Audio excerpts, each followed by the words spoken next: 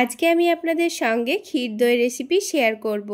অনেকক্ষণ সময় নিয়ে দুধ জাল করে ঘন করে দানাদার তৈরি করা, আবার সেটাকে রেখে 8 থেকে 10 ঘন্টা অপেক্ষা করার আর কোনো দরকার নেই। মাত্র 30 মিনিটে স্টিলের বাটিতে আপনারা ঝটপট এই ক্ষীর দই তৈরি করে নিতে পারবেন। আসসালামু আলাইকুম বন্ধুরা, কিচেন বাঙালিয়ানা চ্যানেলে আপনাদের সবাইকে স্বাগত জানাই। তো বন্ধুরা, এই দইয়ের টেস্টটা এতটা টেস্টি হয় যে আপনারা একবার বানিয়ে খেয়ে নিলে কিন্তু বারবার বানাতে চাইবেন। তো বন্ধুরা, দই বসানোর জন্য আমি এখানে 1 লিটার আমুলের লিকুইড ফুল ফ্যাট দুধ নিয়েছি। তো আপনারা এই দুধটা দিয়ে যদি দইটা তৈরি করে নেন তাহলে কিন্তু দুধটাকে অনেকক্ষণ জাল করে দানাদার করার কোনো দরকার নেই, যেহেতু এই দুধটা ফুল ফ্যাট আছে, খুব অল্প সময়ের মধ্যেই কিন্তু ঘন হয়ে যাবে। আর যদি এই দুধটা না ব্যবহার করতে চান তাহলে গরুর দুধের মধ্যে কিন্তু গুঁড়ো দুধ দিয়ে দিতে হবে। তো দুধটা জাল করে নেওয়ার আগে এখানে আমি বাজার থেকে টক মিষ্টি দই কিনে নিয়ে এসেছিলাম দই বীজ হিসেবে। তো এখানে আমি 3 থেকে 4 চামচ মতো দই নিয়ে নেব। তারপর এই দইটাকে ছাঁকনার মধ্যে রেখে দেব। যতক্ষণে আমি দুধটা জাল করে নেব ততক্ষণে কিন্তু এই দই থেকে এক্সট্রা পানিটা নিচে পড়ে যাবে। আর এই দইয়ের মধ্যে যদি এক্সট্রা পানি থেকে যায় তাহলে কিন্তু কখনোই দইটা ভালোভাবে বসবে না। তো এখানে আমি ছাঁকনার মধ্যে দইটা রেখে দেব। যতক্ষণ দুধটা জাল করে নেব ততক্ষণে কিন্তু এক্সট্রা পানিটা খুব ভালোভাবে ঝরে যাবে। এবার এই দুধটাকে জাল করে নিতে হবে। তো তার জন্য প্রথমে প্যানের মধ্যে আমি এখানে 1/4 কাপ চিনি নিয়ে নিচ্ছি। মিষ্টির পরিমাণটা আপনারা যতটা খাবেন ততটা কিন্তু এখানে চিনি দিয়ে দেবেন। এবার এখানে 1 টেবিল চামচ পরিমাণ ঘি দিয়ে দিচ্ছি। যেহেতু আমি ক্ষীর দই বানাচ্ছি তাই কিন্তু এখানে চিনির মধ্যে ঘি দিয়ে একটু ক্যারামেল তৈরি করে নিলে কিন্তু এর ফ্লেভারটা অসম্ভব সুন্দর আসে, আর ক্ষীর দইয়ের টেস্টটাও কিন্তু অনেক গুণ বেড়ে যায়। এবার গ্যাসের ফ্লেমটা লোতে করে দিয়ে কিছুক্ষণ অপেক্ষা করলেই দেখবেন চিনিটা নিজে নিজেই গলতে লেগেছে। তখন কিন্তু হালকাভাবে নাড়াচাড়া করে দিতে হবে। তারপর এটাকে অনবরত নাড়াচাড়া করে চিনিটা গলে যাওয়া পর্যন্ত কিন্তু খুব ভালোভাবে নাড়াচাড়া করে নিতে হবে। আর গ্যাসের ফ্লেমটা কিন্তু অবশ্যই লোতে রেখে এটা নাড়াচাড়া করে নিতে হবে, তা না হলে ক্যারামেলটা পুড়ে গেলে দইটা কিন্তু খেতে আর ভালো লাগবে না। এবার চিনিটা যখন খুব ভালোভাবে গলে গেছে তখন এখানে ফ্লেভারের জন্য 2টো এলাচ দিয়ে দিয়েছি। তারপর আবার একটু নাড়াচাড়া করে নেব। দিয়ে খুব সুন্দর একটা গোল্ডেন কালার চলে আসলে গ্যাসের ফ্লেমটা বন্ধ করে দেব। তো এখন কিন্তু ক্যারামেলের মধ্যে দেখুন খুব সুন্দর একটা কালার চলে এসছে, আর আমি গ্যাসের ফ্লেমটা বন্ধ করে দিয়েছি। তো এবার এখানে আমি দুধটা দিয়ে দেব। তো প্রথমেই দুধটা অল্প করে দিয়ে দিতে হবে। তো প্রথমে অল্প করে দুধ দিয়ে দিচ্ছি। তারপর ক্যারামেলটা হালকা একটু নাড়াচাড়া করে গলিয়ে নিয়ে আমি পুরো দুধটা দিয়ে দেব। তো এবার আমি নাড়াচাড়া করে নেব। এবার দেখুন ক্যারামেলটা কিন্তু অনেকটাই শক্ত হয়ে গেছে। ভয় পাওয়ার কোনো কারণ নেই। এবার গ্যাসের ফ্লেমটা অন করে দেব। তারপর অনবরত নাড়াচাড়া করে নেব। আর যখন এই ক্যারামেলটা পুরোপুরিভাবে গলে যাবে তখন বাকি দুধটাও এই দুধের মধ্যে দিয়ে দেব। তো দেখুন কিছুক্ষণের মধ্যেই কিন্তু এই ক্যারামেলটা খুব ভালোভাবেই গলে যাবে। এবার আমি গ্যাসের ফ্লেমটা একটু মিডিয়ামে রেখে দিয়েছি ক্যারামেলটা খুব দ্রুত গলিয়ে নেওয়ার জন্য। তো গ্যাসের ফ্লেমটা জ্বালিয়ে দেওয়ার পর 2 থেকে 3 মিনিটের মধ্যেই দেখবেন ক্যারামেলটা কিন্তু খুব ভালোভাবে গলে গেছে। তো ক্যারামেলটা খুব ভালোভাবে গলে দুধের সঙ্গে মিশে যাওয়ার পর এবার আমি বাকি দুধটাও এই দুধের মধ্যে দিয়ে দেব। এবার এই 1 লিটার দুধকে আমি কিছুক্ষণ সময় নিয়ে জাল করে নিয়ে 1/2 লিটার করে নেব। আর বন্ধুরা, আপনারা যদি এখানে গরুর দুধ দিয়ে দইটা বানাতে চান তাহলে 1 লিটার দুধ নিয়ে নিলে কিন্তু আপনাদের 1 কাপ পরিমাণ মতো গুঁড়ো দুধ দিতে হবে। তারপর কিছুক্ষণ সময় নিয়ে জাল করে নিয়ে 1 লিটার দুধ 1/2 লিটার করে নিতে হবে, তাহলেই কিন্তু খুব সুন্দর টেস্ট আসবে। আচ্ছা, এবার বলে দিই, ক্ষীর দই তৈরি করার জন্য কিন্তু এই দুধটাকে অনবরত নাড়াচাড়া করে এই সরটাকে দুধের সঙ্গে মিশিয়ে নিতে হবে না। কারণ এমনি নর্মালি যেভাবে আমরা মিষ্টি দই তৈরি করি সেই ক্ষেত্রে কিন্তু এই সরটা আমরা দুধের সঙ্গে খুব ভালোভাবে মিশিয়ে নিই। এখানে কিন্তু ক্ষীর দই তৈরি করার সময় এই সরটা কিন্তু আমরা নাড়াচাড়া করে ভেঙে দেব না। কিছুক্ষণ সময় নিয়ে গ্যাসের ফ্লেমটা লোতে রেখে দিতে হবে। দিয়ে ওপরে যে একটা খুব সুন্দর সর পড়বে সেটাকে একটু হালকা হাতে মিশিয়ে নেব। তো এই কাজটা কিছুক্ষণ পরপরই করে নিতে হবে।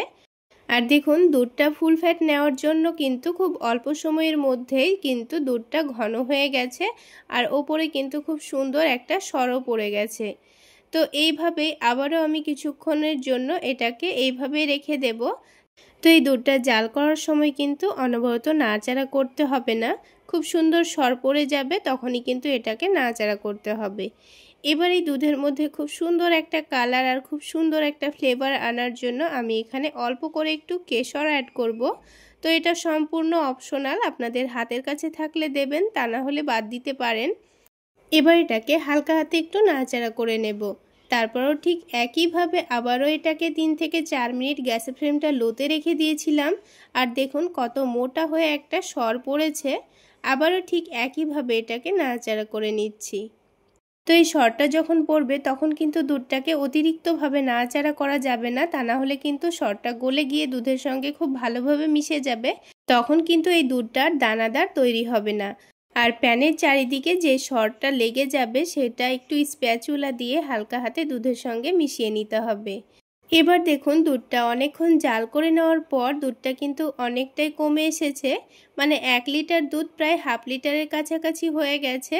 তো ঠিক এখন কিন্তু আর এই দুধটাকে জাল করে আর কমিয়ে নেব না, এবার আমি গ্যাসের ফ্লেমটা বন্ধ করে দেব। আর তাছাড়া এই দুধটা নামিয়ে রাখার পর কিন্তু আরও অনেকটাই ঘন হয়ে যাবে। তো দেখে নিশ্চয়ই বুঝতে পারছেন দুধটা কিন্তু অনেকটাই ক্রিমি ভাব চলে এসছে।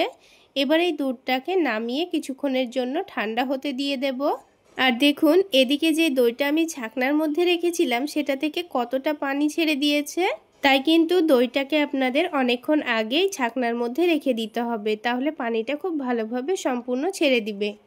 তো আজকের এই দই আমি একটা স্টিলের বাটিতে বসাবো, আপনারা যে কোনো পাত্রে বসালেই কিন্তু দইটা খুব সুন্দর জমবে।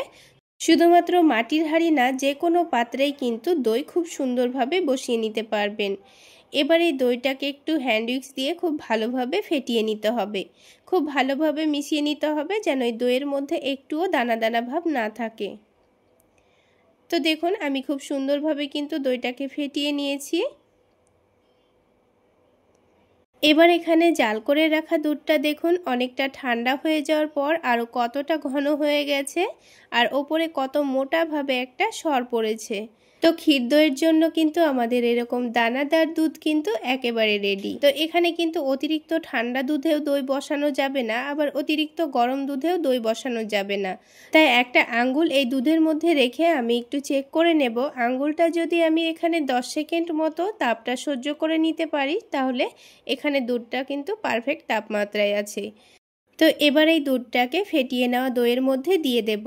তো একেবারে কিন্তু পুরো দুধটা দেওয়া যাবে না, প্রথমে সামান্য পরিমাণ দুধ দিয়ে দিচ্ছি, তারপর এটাকে দইয়ের সঙ্গে একটু ভালোভাবে মিশিয়ে নেব, তারপর বাকি দুধটা দিয়ে দেব। তো পুরো দুধটা দেওয়ার পর এবার এই হ্যান্ড উইক্সটা দিয়ে আলতো হাতে মিশিয়ে নিতে হবে যেন এই দুধের সরগুলো অতিরিক্ত না গলে যায়। তো দেখুন খুব ভালোভাবে মিশিয়ে নিয়েছি।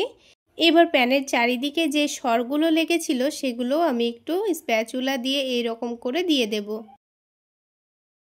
তারপর আবারও একটু আলতো হাতে নাড়াচাড়া করে নিচ্ছি। এবার এই দইটা আমাদের 8 থেকে 10 ঘন্টা অপেক্ষা করে আর খাওয়ার কোনো দরকার নেই, মাত্র 30 মিনিট এটাকে ভাপিয়ে নিয়েই কিন্তু আপনারা খেতে পারবেন। তো তার জন্য এই বাটিটাকে একটা ফয়েল পেপার দিয়ে খুব ভালোভাবে মুড়িয়ে নিতে হবে। যদি আপনাদের হাতের কাছে ফয়েল পেপার না থাকে তাহলে যে কোনো ঢাকনা দিয়ে খুব ভালোভাবে ঢেকে দিতে হবে, যেন দইটা ভাপিয়ে নেওয়ার সময় এর মধ্যে কোনো রকমভাবে পানি না ঢুকতে পারে। তো এখানে কড়াইয়ের মধ্যে নিচে অল্প একটু পানি দিয়ে দিয়েছি, তারপরে একটা স্ট্যান্ড দিয়ে এখানে বাটিটা আমি বসিয়ে নিয়েছি। আর পানিটা কিন্তু খুব বেশি দিয়ে দেবেন না, তা না হলে এটা যখন ভাপিয়ে নেব তখন কিন্তু পানিটা উপরে চলে আসতে পারে, তাই পানিটা লাগলে আবার পরে দিয়ে দিতে হবে। তো আরও একটা ঢাকনা দিয়ে কিন্তু আমি বাটিটাকে ঢেকে দিয়েছি, তারপর একটা বড় বাটি দিয়ে পুরো কড়াইটাকে খুব ভালোভাবে ঢেকে দিয়েছি যেন বাইরের ভাপটা একেবারে না বেরাতে পারে। এবার এটাকে আমি 30 মিনিটের জন্য খুব ভালোভাবে ভাপিয়ে নিয়েছি। মধ্যেখানে আবারও একটু আমি পানি দিয়ে দিয়েছিলাম। তো ঘড়ি দেখে আমি কিন্তু একেবারে 30 মিনিট মতো খুব ভালোভাবে এটাকে ভাপিয়ে নিয়েছি। এবার আমি গ্যাসের ফ্লেমটা বন্ধ করে দেব, তারপর আবারও এই বড় ঢাকনাটা দিয়ে এটাকে খুব ভালোভাবে ঢেকে রেখে দেব। এবার এই কড়াইটা যতক্ষণ না পর্যন্ত খুব ভালোভাবে ঠান্ডা হয়ে যাচ্ছে ততক্ষণ পর্যন্ত কিন্তু এটাকে খোলা যাবে না। তো ঠান্ডা হয়ে যাওয়ার পরেই কিন্তু খুলবেন, তাহলে কিন্তু দইটা পারফেক্ট জমবে। তার আগে কিন্তু খুলে নিলে কিন্তু দইটা খুব ভালো একটা জমবে না। তো ঠান্ডা হতে একটু সময় লাগবে, আমার এখানে 1.5 থেকে 2 ঘন্টা মতো সময় লেগে গেছে। আর দেখুন কড়াইটা আর বাটিটা কিন্তু খুব ভালোভাবে ঠান্ডা হয়ে গেছে। এবার আমি আপনাদের এই দইটা বার করে দেখিয়ে দিচ্ছি।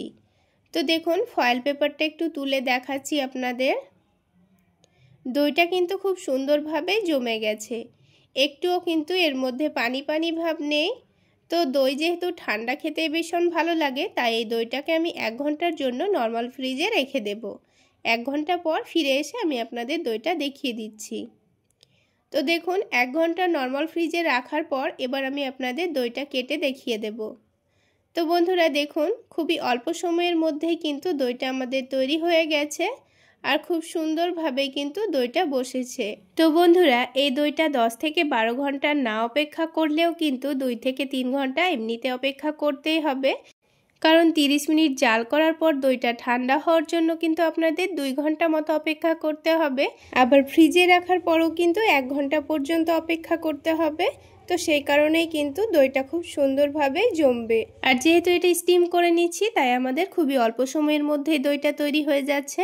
আর এই দইয়ের টেস্টটাকেও কিন্তু খারাপ বলা যাবে না, খেতে কিন্তু ভীষণই টেস্টি হয়েছিল।